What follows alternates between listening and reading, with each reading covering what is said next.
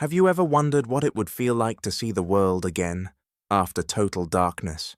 Imagine opening your eyes, not biological ones, but artificial, eyes that are smarter, sharper, and faster than nature ever intended, eyes that can zoom, record, and even connect to Wi-Fi. What if blindness was no longer a disability, but the first step towards superhuman sight? Because by the middle of this century, that's exactly what has happened. In the year 2052, bionic eyes are no longer experimental, they're perfected. Artificial retinas now match, some say even surpass, the visual quality of the human eye. What started as a medical miracle for the blind has quietly evolved into one of the most revolutionary upgrades in human history. Let's rewind. It all began in the early 2000s. Back then, the idea of seeing through a machine sounded like science fiction. The first prototypes were bulky, clumsy, and almost laughably simple. The Argus Rai, developed by Second Sight Medical Products in 2002, had only 16 electrodes, 16 pixels, barely enough to detect light and movement. Imagine seeing the world as a rough pattern of glowing dots, like an old black and white TV from the 1950s. But for those who were blind, even that was miraculous. Just 5 years later, the Argus 2 arrived, 60 electrodes, a small leap for technology, but a giant one for humanity. For the first time, patients could distinguish shapes, track motion, and even identify doorways or people standing in front of them. The dream of restoring sight was no longer fantasy, it was happening. Then came a wave of breakthroughs. Companies across the globe began racing to push resolution higher, pixel by pixel, electrode by electrode. It was like the early days of computing, a modern Moore's law for vision.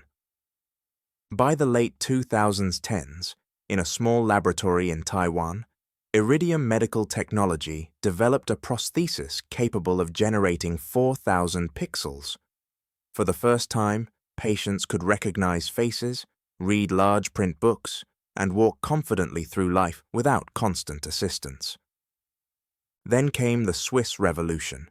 In 2021, scientists at the Swiss Federal Institute of Technology, EPFL, unveiled something extraordinary. They called it polyretina, 10,000 pixels, densely packed on a flexible surface that mimicked the retina itself. It wasn't just a prototype, it was a glimpse into the future. Animal tests showed that this technology could one day bring detailed, dynamic vision back to millions. And then, in 2023, everything changed. A startup called Science Corp introduced a radical idea. What if you could restore vision not by replacing the retina, but by hacking it? Their device, the Science Eye, used optogenetics, genetically modifying retinal cells to respond to light, stimulated by micro-LEDs, 16,000 pixels of pure innovation. It was smaller, faster, and more adaptable than any implant before it, and most importantly, scalable, potentially up to hundreds of thousands of pixels. The race for true sight had begun. Every year, resolution doubled, then tripled. By the mid-2030-50s, patients were seeing in color, not just black and white. The implants became wireless, powered by internal microbatteries that charged through the body's natural motion. Gone were the bulky glasses, wires, and external cameras. Everything fit inside the eye socket itself. As we entered the 2040s, something incredible happened. The bionic eye didn't just restore vision, it enhanced it. Suddenly, people could zoom in on distant objects, switch to infrared night vision, or overlay augmented reality directly onto their view of the world. Think about it. You blink, and your eyes record. You focus, and you zoom. You connect to the internet just by looking at a screen. For many, it was like turning human sight into a digital superpower. But the road to perfection wasn't only about technology, it was about solving a global crisis. In the early 21st century, myopia, short-sightedness, was spreading like wildfire. Nearly half of Earth's population suffered from it. Millions faced increased risk of blindness. Gene therapy helped, but it wasn't enough. Visual prosthetics became a powerful complement, a way not just to heal, but to upgrade. By 2052, after decades of exponential growth, something astonishing happened. The pixel resolution of bionic eyes reached parity with the human retina, around 576 megapixels. That's equivalent to seeing the world in perfect natural clarity. Every blade of grass, every drop of rain, every human expression, reborn through silicon and light. And yet, the engineers didn't stop there. Why settle for human-level sight when you can go beyond it? The latest models in the 2050s can switch between multiple vision modes: thermal imaging, ultraviolet detection, microscopic zoom, even real-time language translation embedded into what you see.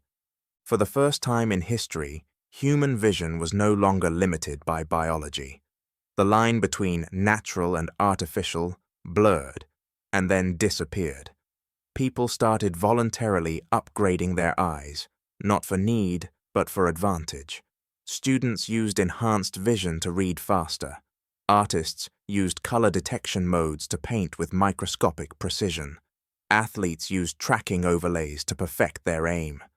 Of course, not everyone celebrated.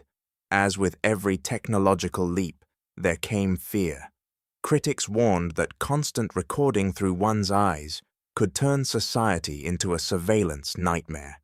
What if corporations or governments could access what you see? What if your memories weren't private anymore? Then there were ethical debates. If people could afford superhuman eyes, what about those who couldn't? Would the world split into two classes, the enhanced and the natural? Philosophers called it the vision divide. Governments scrambled to draft new laws on visual data rights, implant ownership, and identity protection. Still, despite the concerns, most saw it as a triumph, a moment when blindness was no longer a curse, but a chapter closed in human history. Hospitals around the world reported millions of restored lives. People who had never seen their loved ones before could finally look into their eyes. The emotional impact was immeasurable. The graph of progress tells its own story. From 16 pixels in 2002 to 60, to thousands, to millions, and finally hundreds of millions, each jump more astonishing than the last. The curve of innovation looks almost vertical, a testament to human determination to see again. And maybe that's what makes this story more than just science. It's deeply human. The bionic eye isn't just a piece of hardware, it's a symbol of hope, persistence, and imagination. A promise that darkness can be defeated not just by light, but by ingenuity. Now, as we stand in 2052, we find ourselves asking, what comes next? If eyes can be replaced, what about ears, hearts, or even brains? What happens when every sense can be upgraded, when humanity steps beyond its own biological boundaries? Maybe one day we won't just see the world as it is. We'll see it as we choose to. We'll filter, enhance, and reshape reality itself through our vision.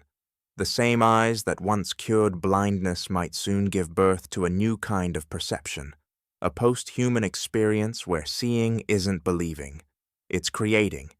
And if that sounds unbelievable, remember this: so did the first 16-pixel implant back in 2002. Humanity always starts with small, blurry dreams before we bring them into focus. As technology races forward, one thing remains clear: the human desire to see, to truly see, will never fade. From light to pixels, from pixels to perfection, we've crossed a threshold. The age of blindness is over. The age of augmented vision has begun.